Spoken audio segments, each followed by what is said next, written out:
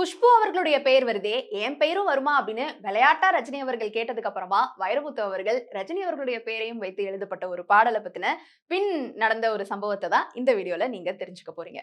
ரஜினிகாந்த் அவர்கள் தமிழ் சினிமால ஒரு முன்னணி இடம் பிடித்திருக்கக்கூடிய சூப்பர் ஸ்டார்.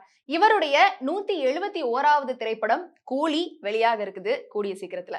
ரஜினி மற்றும் லோகேஷ் கனகராஜ் அவர்களுடைய கூட்டணியில இந்த படத்துக்காக பலரும் எதிர்பார்ப்போடு காத்துட்டு இருக்கிறீங்க.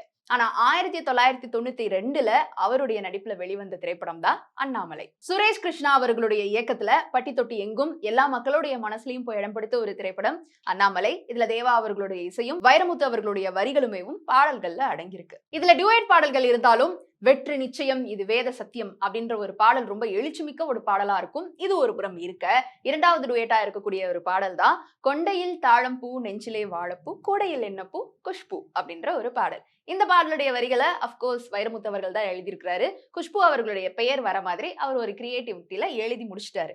இந்த பாடலுடைய வரிகளை எல்லாருக்குமே கூப்பிட்டு இப்ப காமிச்சிட்டு இருக்கிறாரு. எல்லாருமே அவங்களுடைய பேர் வருதே பரவாயில்லையா நல்லா இருக்குமா அப்படின்னு கேட்க, விசில் சும்மா பறக்கும் பாரு அப்படின்னு வைரமுத்து அவர்கள் கணிச்சு சொல்லி இருக்கிறாரு.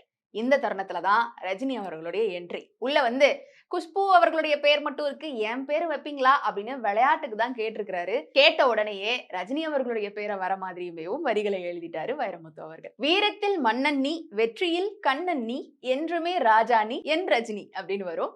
சோ இந்த வரிகளையுமே வைரமுத்து அவர்கள் ரஜினி அவர்களுக்காக எழுதியிருக்கிறாரு.